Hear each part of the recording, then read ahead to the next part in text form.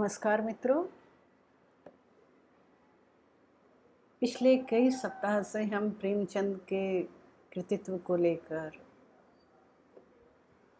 एक नई चर्चा के साथ जुड़ते हैं। आज हम प्रेमचंद के नाटक पर बात करेंगे। मित्रों, आप में से बहुतों ने प्रेमचंद के सारे नाटक पढ़े होंगे, किसी ने कोई एक पढ़ा होगा और बहुतों को यह मालूम भी नहीं है कि उपन्यासकार कथाकार प्रेमचंद ने 3 नाटक लिखे। प्रेमचंद ने कथा एवं उपन्यास साहित्य के क्षेत्र में तो युगांतरकारी कृतियां दी ही, नाटक के क्षेत्र में भले ही उन्हें वह सफलता नहीं मिली जो कि छायावाद के प्रमुख स्तंभ और उस काल के अद्भुत नाटककार जयशंकर प्रसाद को मिली। और जैसा कि प्रेमचंद ने स्वयं स्वीकारा भी कि नाटक लिखना दुस्साहस का काम है, बावजूद इसके उन्होंने 3 नाटक लिखे और तीनों अलग अलग तेवर के। पहला है संग्राम, दूसरा करबला, तीसरा प्रेम की वेदी। संग्राम पर थोड़ी चर्चा। 1923 में प्रकाशित संग्राम देश के स्वाधीनता संग्राम की छाया में ग्रामीण समाज में किसान, मजदूर व जमींदार के बीच साथ साथ चलने वाले संग्राम तथा अंतः संग्राम को रूपायित करता है। ठाकुर सबल सिंह का ढलती उम्र में अपने ही गांव के ऋणी किसान की पत्नी के प्रति आसक्त होना और उसे पाने के लिए जाल बुनना, किसान पत्नी का जमींदार को सबक सिखाने के लिए प्रेम का नाटक करना, सबल सिंह के भाई कंचन सिंह द्वारा आत्मग्लानि में आत्महत्या का प्रयास करना, ढोंगी साधु का सबल सिंह की पत्नी ज्ञानी के प्रति आसक्ति और उसके सारे धन को पाकर उसके साथ, ज्ञानी के साथ सुख भोग की लालसा में गुंथा यह नाटक राष्ट्रीय संग्राम के साथ ही राष्ट्र के भीतर के कई स्तरों पर सक्रिय संग्राम को दिखाता है। अन्य कई सहायक पात्रों एवं घटनाओं के द्वारा नाटक को गति दी गई है। डायमंड पॉकेट बुक्स द्वारा 2002 में इसका पुनर्प्रकाशन हुआ। नाटक का मूल स्वर ग्रामीण समाज में व्याप्त अंतर्बाह्य संघर्ष भी है। लेखक ने कृषक समाज के बीच व्याप्त सामाजिक कुरीतियों, अंधविश्वासों और फिजूल खर्चियों की ओर पाठकों का ध्यान खींचा है, जिसके कारण वह सदा कर्ज में डूबा रहता है। जमींदार और साहूकार के चंगुल में फंसा किसान ऋण का ब्याज अदा करने हेतु औने पौने दाम पर फसल बेच देता है। दुर्भाग्य यह है कि यह परंपरा जमींदारी खत्म होने के बाद भी बंद नहीं हुई है। आज भी किसानों की हालत बहुत अच्छी नहीं। बहरहाल, प्रेमचंद ने इस नाटक में पहली और संभवतः आखिरी बार गीतात्मक शैली का प्रयोग किया। इस शैली का मुक्त प्रयोग प्रसाद के नाटकों में दिखाई पड़ता है। प्रसाद स्वभावतः कवि थे। नाटक में प्रेम की नाटकीयता इसे मुकाम तक पहुंचाती है। प्रेम है मगर उसकी उदात्तता नहीं। छल, कपट, कुंठित व्याभिचार और प्रतिशोध की अग्नि से भरा प्रेम कभी शाश्वत नहीं होता और ना ही भौतिक रूप में हितकारी। प्रेमचंद ने कई एक स्त्री पात्रों को नाटक में प्रमुखता दी, तो कई स्त्रियां सहायक पात्र के रूप में नाटक को गति देती रहीं। उनकी स्त्रियां विनम्र हैं मगर कमज़ोर नहीं। वे अपना बचाव करना भी जानती हैं। सुंदरी नायिका की वाक्पटुता एवं व्यवहार कौशल नाटक को रोचकता प्रदान करते हैं, साथ ही नाटक की आत्मा से जोड़ने का भी काम करते हैं। अनैतिकता के दलदल में उतार कर भी नाटककार ने नायक नायिका को आत्मपतन से बचाने का भरपूर प्रयास किया है। नाटक की भूमिका में प्रेमचंद लिखते हैं, आजकल नाटक लिखने के लिए संगीत जानना बहुत जरूरी है, कुछ कवित्व शक्ति भी होनी चाहिए। मैं इन दोनों गुणों से असाधारणतः वंचित हूँ, पर इस कथा का ढंग ही कुछ ऐसा था कि मैं उसे उपन्यास का रूप नहीं दे सकता था। यही इस अनाधिकार चेष्टा का मुख्य कारण है। आशा है सहृदय पाठक मुझे क्षमा करेंगे, मुझसे कदाचित फिर ऐसी भूल ना होगी। साहित्य के इस क्षेत्र में मेरा पहला और अंतिम दुस्साहसपूर्ण पट्टाक्षेप है। मुझे विश्वास है कि यह नाटक रंगभूमि यानी रंगमंच पर खेला जा सकता है। हाँ, रसज्ञ स्टेज मैनेजर को कहीं कहीं काट छांट करनी पड़ेगी। मेरे लिए नाटक लिखना ही कम दुस्साहस का काम नहीं था, उसे स्टेज के योग्य बनाने की धृष्टता तो अक्षम्य होगी। उनकी इस नाटक की भूमिका में लिखे उनके शब्द उनकी विनम्रता को दर्शाते हैं और उनकी यह विनम्रता और सदाशयता, अपनी कमियों को स्वीकारना खुले मन से, ये ऐसे गुण हैं जो उनके व्यक्तित्व और कृतित्व को बहुत ऊंचाई देते हैं। अगला नाटक करबला। इतिहास के पन्नों से करबला में घटित मर्मस्पर्शी यथार्थ घटनाओं को नाटक के रूप में सूत्रबद्ध करने का कार्य सन 1924 में पूर्णता प्राप्त कर और अपना साहित्यिक रूप लेकर पाठकों के सम्मुख आ गया।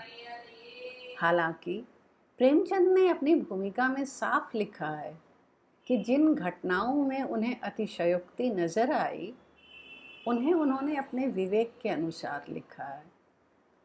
मित्रों, करबला पर आगे विस्तृत चर्चा होगी। अभी हम प्रेमचंद के अगले नाटक प्रेम की वेदी पर कुछ बात करें। सन 1933 में प्रकाशित यह नाटक उदात्त प्रेम के ताने बाने में बुना सामाजिक चेतना की जागृति को उजागर करता है। जैसा कि हम सब जानते भी हैं कि प्रेमचंद स्वभावतः सामाजिक चेतना को झकझोरते चलने वाले सजग लेखक हैं। यही चेतना उनकी कृतियों में अलग अलग रूप में प्रकट हुई है। इस नाटक की मुख्य पात्र भारतीय ईसाई लड़की जेनी, उसकी माँ योगराज तथा सहायक पात्र विलियम एवं उमा के माध्यम से प्रेम की उदात्तता को रचते हुए प्रेमचंद ने तत्कालीन भारतीय समाज के संदर्भ में आधुनिक विचार विमर्श एवं जागृत व सचेत चेतना के प्रवाह से रूबरू कराया है। एक हिंदू और एक ईसाई परिवार के बीच से नायक नायिका चुनकर उनके मनोविज्ञान को सामाजिक चिंतन से जोड़ते हुए प्रेमचंद ने पुरुष प्रधान हिंदू समाज की मनोवृत्तियों को भी रेखांकित किया है। इस नाटक का चरम धर्म और कौम के नाम पर संबंध के अलगाव पर प्रेम की विजय है। जेनी अंततः धर्म की मर्यादा के बंधन को तोड़कर योगराज से विवाह करने के लिए राजी हो जाती है। योगराज भी जेनी से आत्मिक रूप से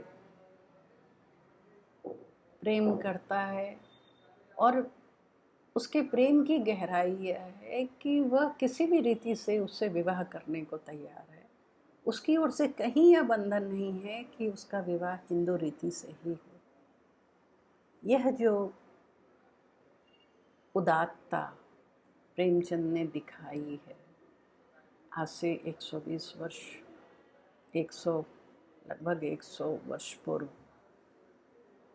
या देखें तो 90 वर्ष पूर्व, तो आज से 90 वर्ष पूर्व प्रेमचंद की प्रगतिशील सोच वर्तमान के संकीर्ण विचारों से पोषित तथाकथित धर्म के ठेकेदारों को रुककर सोचने को आमंत्रण देती है और सोचने की जरूरत भी है। मित्रों, करबला पर कुछ विशेष बातें। करबला नाटक दरअसल बिलखती मानवीय संवेदनाओं का नाटक। तो करबला नाटक में हम बिलखती मानवीय संवेदनाओं को देखेंगे, उसके साथ यात्रा करेंगे। मित्रों, फुरात नदी गवाह है उस लड़ाई की जो 10 मुहर्रम 61 हिजरी में करबला के मैदान में लड़ी गई। इसे युद्ध नहीं, धर्म युद्ध कहना सार्थक प्रतीत होता है, क्योंकि करबला के मैदान में एक और इस्लाम के उसूल और हक के लिए शहीद होने आए इमाम हुसैन के कबीले के 72 बच्चे बूढ़े और कुछ सहयोगी थे, तो दूसरी ओर यजीद की 22,000 सेना। यजीद की सेना ने जहां इंसानियत को शर्मसार किया, वहीं शहादत पाए हुसैन के वीर सहयोगी युगों के लिए विश्व इतिहास में अमर हो गए। करबला में घटित उस अमानवीय घटना को लेकर उर्दू हिंदी के सैकड़ों लेखकों ने अपनी कलम चलाई है। कुछ के नाम मैं यहाँ लेती हूँ। इनमें बी दास, मुंशी चखनोलाल दलगीर, राजा बलवान सिंह, दया किशन, राजा उल्फत राय, कुंवर धनपत राय, रवनोलाल जार, दलोराम कौशल, नानक लखनवी, मिनीलाल जवान, रूप कुमारी, गोपीनाथ शांति, बाबा मघोम, कुंवर महेंद्र सिंह, बेदी शहर, कृष्ण बिहारी, डॉक्टर धर्मेंद्र नाथ, महेंद्र सिंह अश्क, बांगेश तिवारी, गुलजार देहलवी आदि के नाम उल्लेखनीय हैं। मगर किसी का ध्यान इसे नाटक विधा में पिरोने की ओर नहीं गया। करबला नाटक युग प्रवर्तक कथाकार प्रेमचंद द्वारा प्रदत्त ऐसा उपहार है जिस पर सायास या अनायास किसी की दृष्टि नहीं गई थी। और जैसा कि हम सब जानते हैं, प्रेमचंद संवेदना के लेखक। उनकी कृतियों में संवेदनाओं का अजस्र सोता प्रवाहित होता रहता है, होता ही रहता है, चाहे वह किसी कृति किसी विधा में हो और उस रचना का केंद्र बिंदु कुछ और हो। संवेदना का सतत प्रवाह पाठक को अवगाहन के लिए आमंत्रित ही नहीं करता, अपनी धारा में खींचकर उसे भावतल में बैठने पर विवश भी करता है। प्रेमचंद सताए हुए लोगों के लेखक हैं। शोषित, पीड़ित, कुचले हुए लोग उनके अपने हैं, जिनके कंठ दुख में आकंठ डूबकर वे भूल जाते हैं कि वे किसान नहीं, मजदूर भी नहीं, वे तो शिक्षक हैं, लेखक हैं। नहीं, उन्हें ये बातें याद नहीं रहती।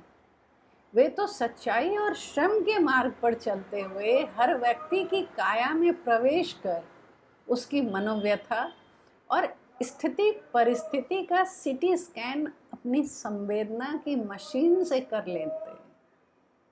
तड़पता हुआ हर आदमी उनका अपना है। तड़पता हुआ हर आदमी उनका अपना है, जो उन्हें कलम उठाने और उसकी तेज धार से अनाचार, अत्याचार, उत्पीड़न और शोषण का जाल काटने को उद्विग्न करता है। फिर चाहे वह आदमी किसी भी देश काल का हो, कोई फर्क नहीं पड़ता। यही कारण है कि संग्राम जैसे नाटक के भीतर भी तत्कालीन समाज अपने यथार्थ रूप में उपस्थित होकर पाठक और दर्शक को भाव विह्वल करने में समर्थ है। करबला की बात करें तो करबला न सिर्फ ऐतिहासिक बल्कि एक धार्मिक नाटक की श्रेणी में आता है।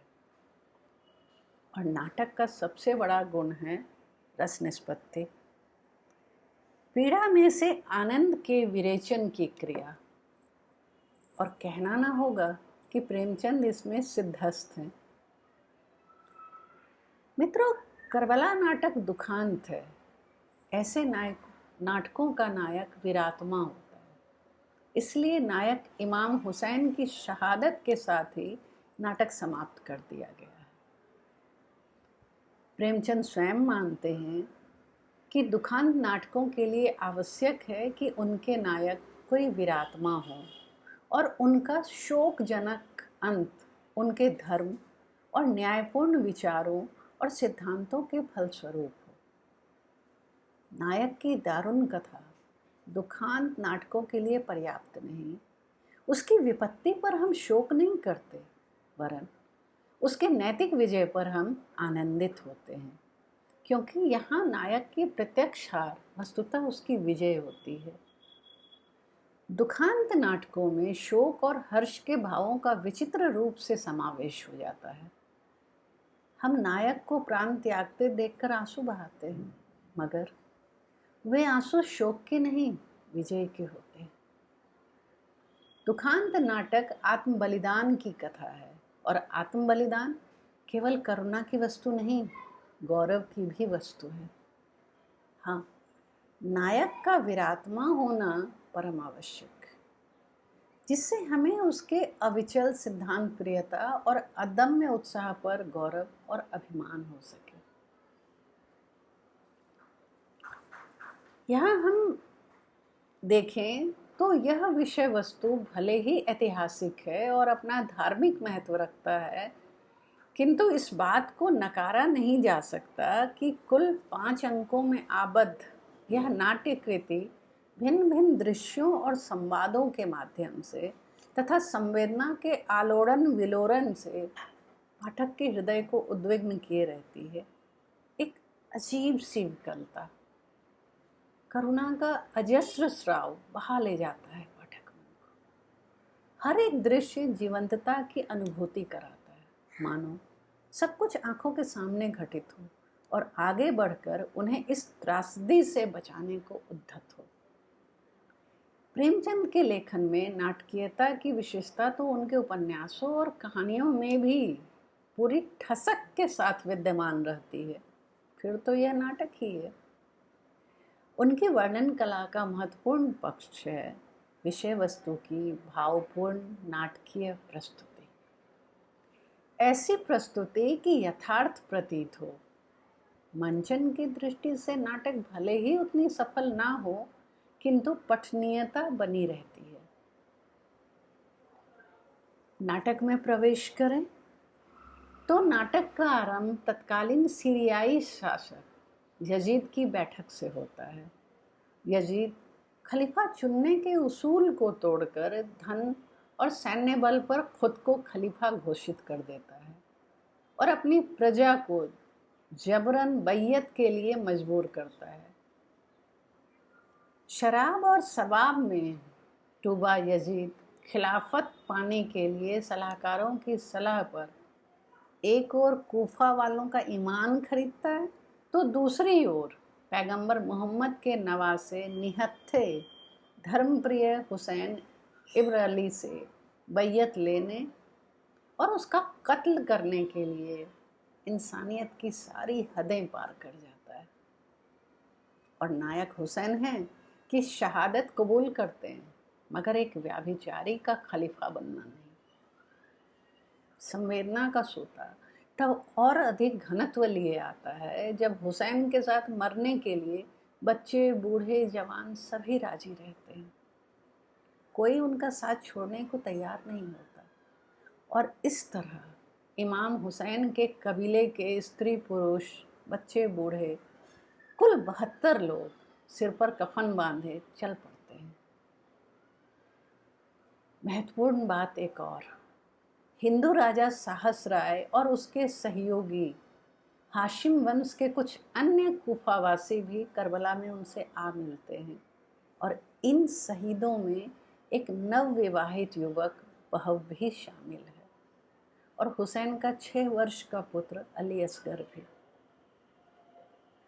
कुल 123 स्त्री पुरुष में से 51 बच्चे और कुछ किशोर हैं। नाटक हर मोड़ पर अन्याय को चुनौती देती हुई शहादत का किस्सा सुनाता है। हुसैन और उसके कबीले वालों पर जुल्म की दास्तां रोम रोम को सिहरन से भर देने वाली और करुणा के अथाह सागर में धकेल देने वाली है। ईमान जानते थे कि उनके साथ बर्बरता की जाएगी, बावजूद इसके उनका मदीना और फिर मक्का से भी निकलकर कूफा के लिए चल पड़ना एक बड़े मकसद के लिए होता है। नाटक के दृश्य न्याय और अन्याय के दोल में दर्शक को बांधे रहते हैं। यजीद की पत्नी हिंदा और बेटा मुआविया यजीद के फैसले का विरोध करते हैं और हज़रत मोहम्मद के नवासे को खलीफा बनाने के लिए कहते हैं, तो यजीद अपने बेटे को ही कारागार में डाल देता है। हिंदा उसे समझाने की बहुत कोशिश करती है, मगर वह अपनी बदनीयती को ही सही करार देता है। ऐश्वर्य के लिप्सा और चाटुकारों की चापलूसी ने उसके विवेक पर पट्टी बांध रखी है। यजीद के जुल्म से त्रस्त कूफा के सरदार हुसैन को बार बार कूफा आने का संदेश भेजते हैं। हुसैन जानते हैं कि उनकी खिलाफत के नाम पर रक्त बहेगा, मगर वे किसी बेगुनाह का खून बहाना नहीं चाहते। किंतु जब कूफा वालों का संदेशा हज़रत मोहम्मद का वास्ता लिए आता है, तो हुसैन नाना की कब्र पर हुई भविष्यवाणी को सच मानते हुए शहादत के लिए तैयार हो जाते हैं। अब्बास जब उन्हें यजीद की बैयत लेने की सलाह देता है, तब हुसैन का दो टुक जवाब होता है, मेरी जान भी जाए तो क्या, पर मैं उसकी बैयत अख्तियार ना करूँगा। पृष्ठ 37 पर। इसी तरह पृष्ठ 43 पर देखें, शायद नबियों की औलाद शहीद होने के लिए ही पैदा हुई है। हुसैन का अपनी कौम के लिए शहीद होने की तत्परता इंसानियत का चिराग जलाती है। संवेदना का प्रवाह नेहल संबंधों के मध्य से गुजरते हुए धर्म से प्रेम की राह पर अपना विराट स्वरूप धारण करता चलता है। पिता की बात सुनकर हुसैन के बेटे भी साथ मरने को तैयार हो जाते हैं। अली अकबर कहता है, शहीद होना है तो हम भी वह दर्जा क्यों ना हासिल करें। पृष्ठ 47 पर आप इसे देख सकते हैं। इसी तरह छोटा बेटा 6 वर्षीय अली असगर भी पीछे नहीं हटता और पिता से कहता है, अब्बा, मैं इस मुसीबत का सारा मज़ा आपको अकेले ना उठाने दूंगा। इसी तरह बेटियां, बहन, पत्नी, भाई, पूरे कबीले वाले संग संग शहीद होने के संकल्प लिए चल पड़ते हैं। मौत उन्हें भयभीत नहीं करती और ना ही यजीद की क्रूरता उन्हें दहलाती है। हुसैन की बहन जैनब कहती है, हम पर जिहाद हराम है, लेकिन हम मौका पड़ने पर मरना जानती हैं। हुसैन सबकी शहादत की कल्पना से करुणापूरित होते हैं। उन्हें अपनी परवाह नहीं होती, मगर अपने प्रति पूरे कुनबे की मोहब्बत और धर्म पर निसार होने की चाह देखकर उनके भीतर संवेदना हिलोर लेने लगती है। वे खुदा से फरियाद करते हैं, खुदा गवाह रहना कि इस्लाम की इज्जत पर रसूल की औलाद कितनी बेदर्दी से कुर्बान की जा रही है। पृष्ठ 51। कूफा वालों के बुलाने पर उनका ज़मीर टटोलने मुस्लिम वहाँ जाता है, मगर कूफा वाले धन और पद के हाथों अपना ज़मीर बेच चुके हैं और हुसैन के खिलाफ लड़ाई के लिए तैयार हो जाते हैं। कूफा वालों की दगाबाजी का वाकया भीतर आतुरता पैदा करता है। जान बचाकर गली में छिपे मुस्लिम को आश्रय देती कूफा की बूढ़ी औरत तौवा का बेटा बलाल, वह माँ की भावना नहीं समझता। बलाल इनाम के लोभ में मुस्लिम को पकड़वा देता है और इसके बाद का हर दृश्य संवेदना की लहर से पोर पोर भिगा जाता है। वीर मुस्लिम को धोखे से घेरकर मारा जाता है और जनता में दहशत फैलाने के लिए मुस्लिम का सिर किले की दीवार पर टांग दिया जाता है और उनका साथ देने वाले सरदार हानी को उसके गुलाम के हाथों कत्ल करवाया जाता है। कुफा वालों की दगाबाजी जानने के बाद हुसैन और उसके साथी घबराते नहीं, बल्कि शहीद होने के लिए ही मक्के से कुफा की ओर चल पड़ते हैं। लेकिन कुफा पहुंच नहीं पाते। उन्हें फुरात नदी के किनारे करबला के मैदान में ही रोक दिया जाता है। इमाम हुसैन के संगी 72 लोगों, जिनमें स्त्रियां, बूढ़े और बच्चों की ही संख्या अधिक है, युवाओं की कम, उन्हें रोकने और उनका घेराव करने तथा उनसे युद्ध के लिए 22,000 सेना भेजी जाती है। फुरात नदी पर कुफा के लालची सरदारों ने 6,000 सेना का पहरा बिठा दिया ताकि हुसैन का कबीला पानी तक ना पी सके और तड़प तड़प कर मर जाए। जबकि हानि के साथ कीस, साद और सिमर ने ही उन्हें मोहम्मद साहब का वास्ता देकर कुफा आने को मजबूर किया था और जरा सी मिल्कियत के लालच में ईमान बेच दिया था। कबीले के पास रसद और पानी चुकने लगा, मगर यजीद की सेना एक मशक पानी न लेने देती। बच्चे बूंद बूंद पानी को तरसने लगे। भूख और प्यास से सबकी तबीयत बिगड़ने लगी, मगर इन क्रूर सरदारों को दया न आई। यहाँ तक कि एक मशक पानी लेने गई हुसैन परिवार की सेविका हम्फा के साथ भी इतनी बदसलूकी की कि हुसैन उसकी हालत देखकर आग बबूला हो गए। औरतों की तरफ आंख उठाकर देखने वालों को वे किसी कीमत पर माफ नहीं कर सकते थे, चाहे वह कोई भी हो। इतिहास गवाह है कि यजीद की तरह ही या उससे भी अधिक बर्बर थे जियाद और सिमर, जिन्होंने करबला के मैदान को बेगुनाहों की चीख और मासूम की सिसकियों से भर देना चाहा, जिन्होंने इंसानियत को बार बार शर्मसार किया।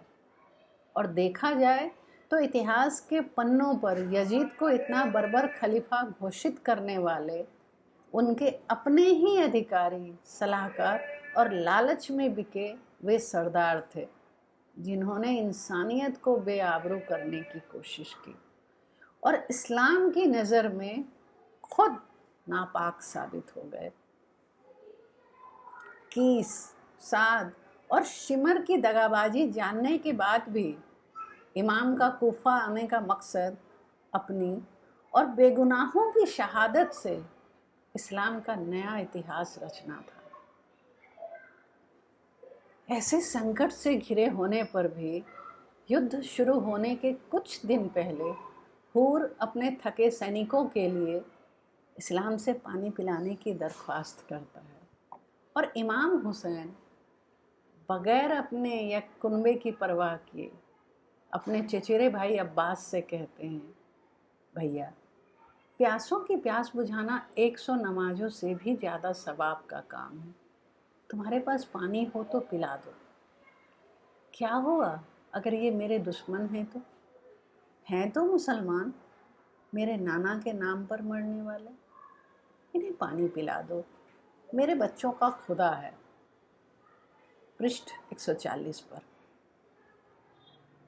युद्ध आरंभ होने के एक दिन पूर्व हुसैन यजीद की सेना से एक दिन की मोहलत मांगते हैं।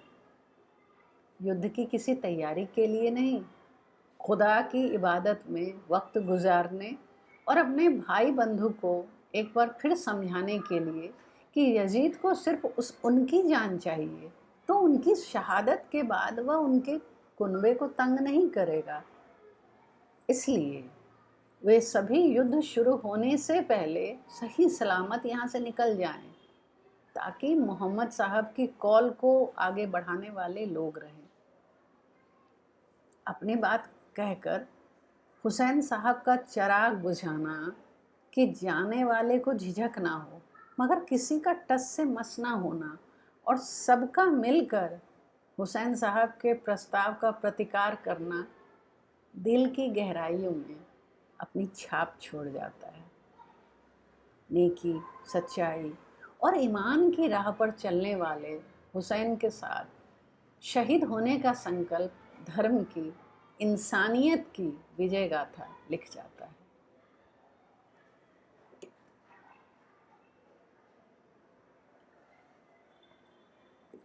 अब्बास कहते हैं, खुदा वह दिन न दिखाए कि हम आपसे जुदा हों।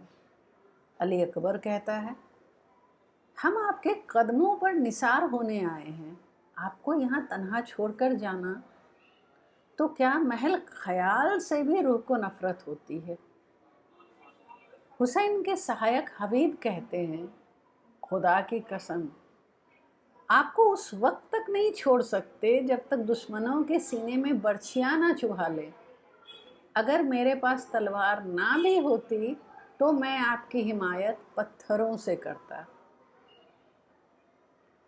कुफावासी और हाशिम वंश का ही एक रईस अब्दुल्ला अपना सब कुछ त्याग कर शहादत के लिए ही पत्नी कमर के साथ इमाम के पास आया होता है और हुसैन की बात सुनकर कहता है, अगर मुझे इसका यकीन हो जाए कि मैं आपकी हिमायत के लिए जिंदा जलाया जाऊंगा तो फिर जिंदा होकर फिर जलाया जाऊंगा, और यह अमल 70 बार होता रहेगा तो भी मैं आपसे जुदा नहीं हो सकता। आपका कदमों पर निसार होने से जो रुतबा हासिल होगा वह ऐसी ऐसी बेशुमार जिंदगियों से भी हासिल नहीं हो सकता। इसी तरह इमाम हुसैन का सहायक जहीर नाराज़गी व्यक्त करता है। जहीर नाराज़गी व्यक्त करते हुए कहता है, हजरत, आपने अपने ज़बाने मुबारक से ये बातें निकालकर मेरी जितनी दिल शिकनी की हैं उसका काफ़ी इजहार नहीं कर सकता। अगर हमारे दिल दुनिया की हबीस में मगलूब हो भी जाए तो हमारे कदम किसी दूसरी तरफ जाने से गुरेज करेंगे। क्या आप हमें दुनिया में रूह स्याह और बेगैरत बनाकर जिंदा रखना चाहते हैं? बात यही खत्म नहीं होती। 6 बरस का मासूम अली असगर भी पिता को अपनी मोहब्बत के कटघरे में खड़ा करता हुआ कहता है, आप तो मुझे शरीक किए बिना कुछ खाते ना थे, क्या जन्नत के मज़े अकेले उठाइएगा? इमाम के परिवार और सहायकों के हर लफ्ज में अपने इमाम के प्रति अथाह प्रेम और समर्पण समाहित है। ऐसे संवाद पाठक को भाव विह्वल कर देते हैं। हुसैन भी निरुत्तर हो जाते हैं। उनकी आह करुणा पूरित नहीं, गर्व से भरी है। और जब यजीद की सेना आक्रमण करती है तो यह देखकर हैरान रह जाती है कि सब इमाम हुसैन के पीछे नमाज अदा कर रहे हैं। उनके चेहरे पर कोई खौफ नहीं, ना युद्ध की तैयारी को लेकर कोई आवेग है। वे तो मानो शहीद होकर ही धर्म की फतह करने आए हों। हूर हुसैन की ओर से बहादुरी से लड़ता हुआ शहीद होता है। उसके प्राण हुसैन की गोद में निकलते हैं। हूर के लिए हुसैन का विलाप रोम रोम को रुलाने वाला है, मगर उस विलाप में भी हूर की शहादत के प्रति वे गर्व प्रकट करते हैं। इसी तरह अब्दुल्ला बड़ी बहादुरी से लड़ते हुए शहीद हो जाते हैं और अब्दुल्ला के बाद उनका बेटा नवविवाहित वहब युद्ध में जाने के लिए तैयार हो जाता है। माँ उसे उत्साहित करती है तो वह अपनी नवोढ़ा पत्नी नसीमा की ओर स्वीकृति के लिए देखता है। मर्मांतक दृश्य है। नसीमा, जिसके हाथ की मेहंदी भी नहीं छूटी है, पति से कहती है, जाओ प्यारे, जाओ प्यारे, एक सपूत की तरह अपने वालिद का नाम रोशन करो। काश औरतों पर जिहाद हराम ना होता तो मैं भी तुम्हारे ही साथ अपने को हक की हिमायत पर निसार कर देती। युवा बहव लड़ता है, बुरी तरह जख्मी होता है, मौत उसे करीब दिखती है। नसीमा को आखिरी बार देखने का मोह लिए एक बार फिर इमाम के खेमे के सामने आता है और नसीमा से अंतिम विदाई लेकर जाता है। वह और नसीमा की मन स्थिति की अनुभूति से व्यथा स्वतः कराहने लगती है। पाठक अपने आंसू रोक नहीं पाता। नसीमा अपने सामने अपने शौहर को बेइंसाफी से मरते देखती है। पूरी फौज उसे घेरे है। शिमर आता है और बहब का सिर काटकर फेंक देता है। नसीमा देख रही है। नसीमा छाती पीट पीट कर रोने लगती है। माँ कमर दौड़कर बेटे के सिर को उठाती है और आंखों से लगाती है। समय भी इस समय ठिठक गया जान पड़ता है जब यह वीर पत्नी और वीर माँ अपना सुहाग और सपूत को इमाम पर और इस्लाम पर कुर्बान करके गर्वित होती है। वह बेटे का सिर लाकर नसीमा की गोद में रख देती है और कहती है, नसीमा मेरी जान, आज तूने सच्चा सुहाग पाया है जो क़यामत तक तुझे सुहागिन बनाकर रखेगा। नसीमा का धैर्य चुकने लगता है। वह विलाप करती है। उसका रोदन और अपने लिए मृत्यु की कामना उसे सती की श्रेणी में ला खड़ा करता है। इतने में राजा साहस राय उसे सती संबोधित करके उससे आशीर्वाद मांगते हैं और जब उससे आशीर्वाद मांगते हैं तो वह गर्व से भर उठती है। वह अपने दामन से सलाई की तीली निकालती है और उसे आंखों पर फेर लेती है। उसी क्षण उसकी रूह जिस्म से अलग हो जाती है। यह दृश्य कलेजा मुंह को लाने लगता है। जंग जारी है। इमाम एक एक की रुखसती देख रहे हैं। अपने सामने सबकी विदाई उनके दिल को कचोटता। इतने में सिमर लड़ाई का मैदान छोड़कर सेना सहित इमाम हुसैन के खेमों में घुस जाता है और औरतों के खेमों में आग के गोले बरसाने का हुक्म देता है। औरतें चीखती चिल्लाती खेमे से बाहर निकल आती हैं। शिमर की शैतानी रूह इतनी नापाक है कि उसे खुदा का खौफ नहीं।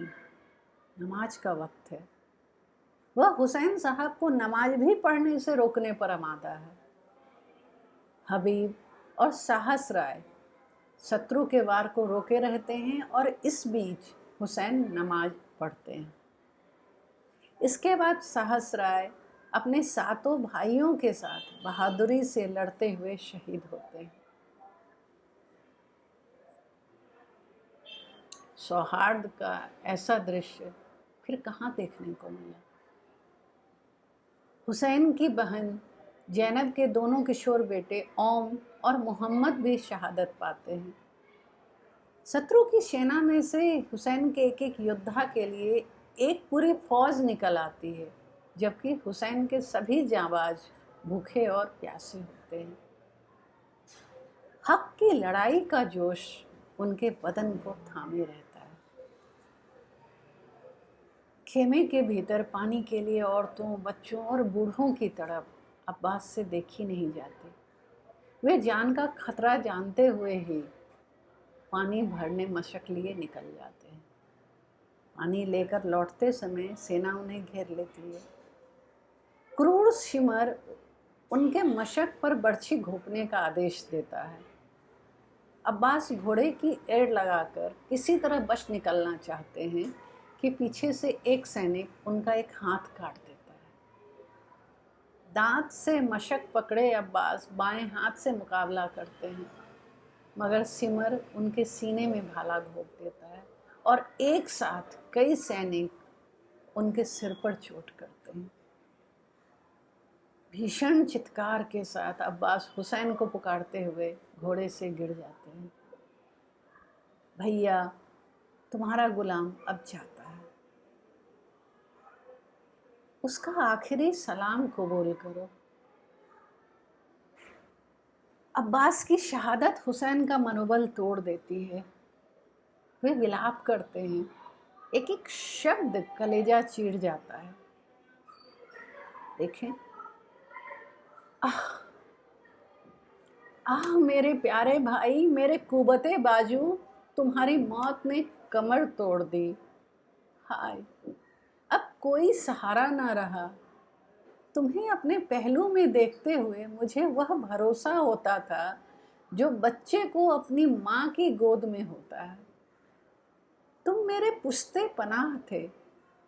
हाय हाय, अब किसे देखकर दिल को ढांढस होगा।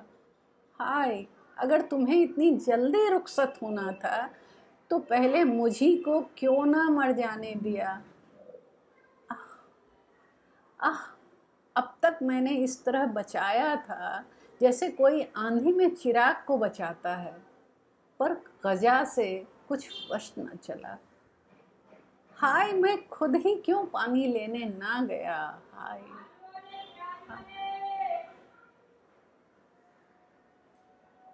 हुसैन के खेमे में बहन, बीबी, बेटी सब इमाम साहब को घेरे खड़ी हैं।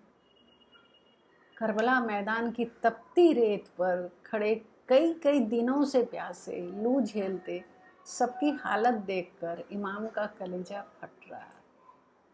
जंगे मैदान में प्यास से तड़पते बड़े बेटे की शहादत को वो भूल नहीं पाते। छोटा अली असगर प्यास से बेहोश होकर गिर जाता है।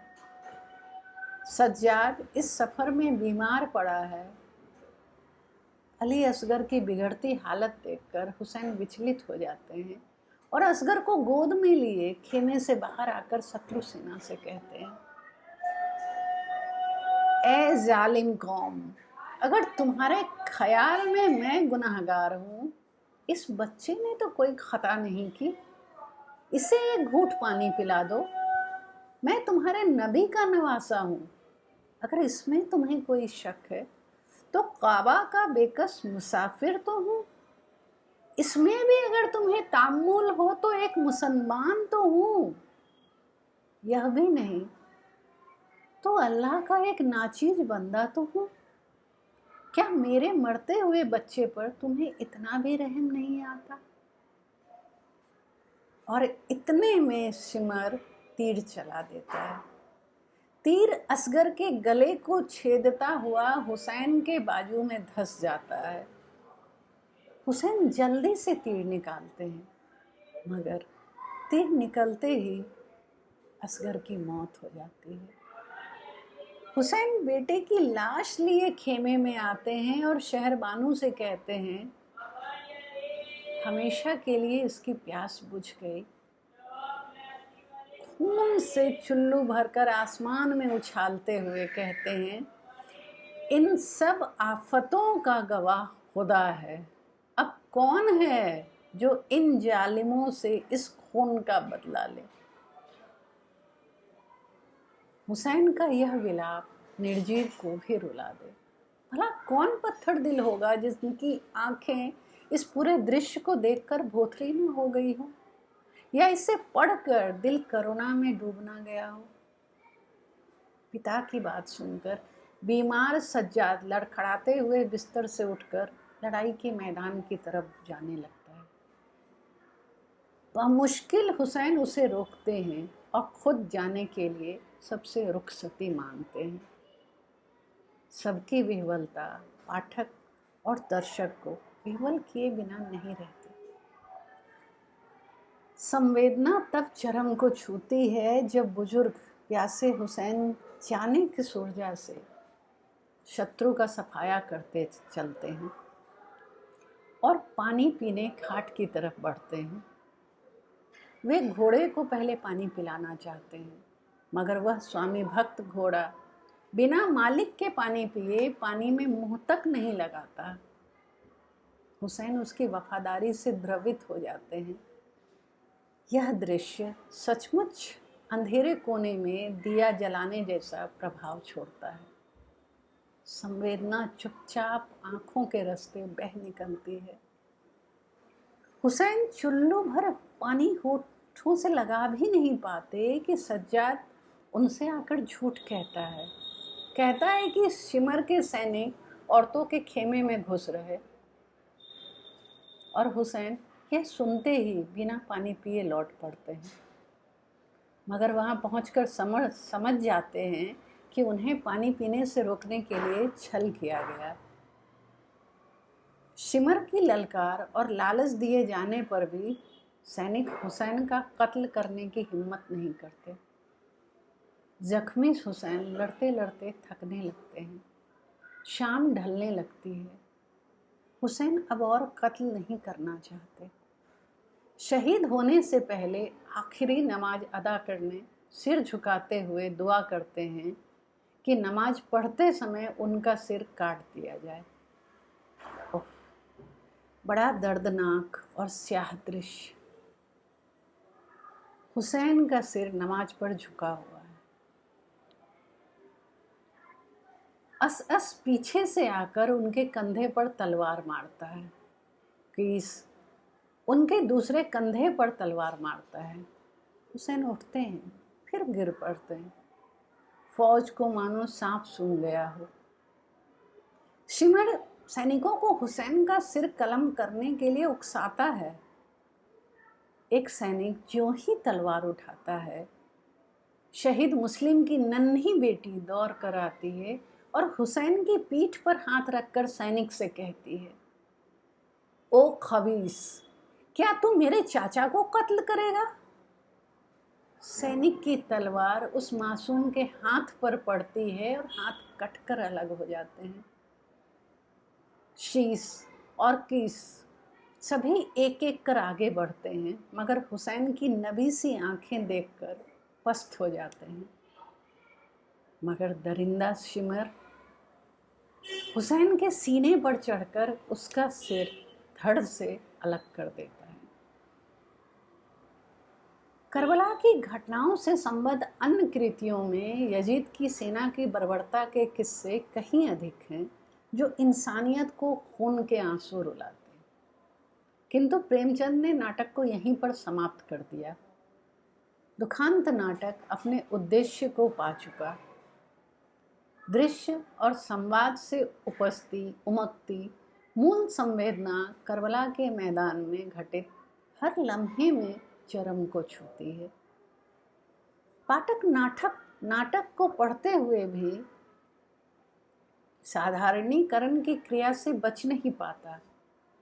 करुण रस का विरेचन नाटक को ऊंचाई तक पहुंचाता है, और कहना अतिशय ना होगा कि नाटककार प्रेमचंद ने इसमें सफलता हासिल की है। करबला की घटनाओं ने इंसानियत को जितना शर्मसार किया, उसे किस हर्फ में लिखें, क्या लफ्ज़ है।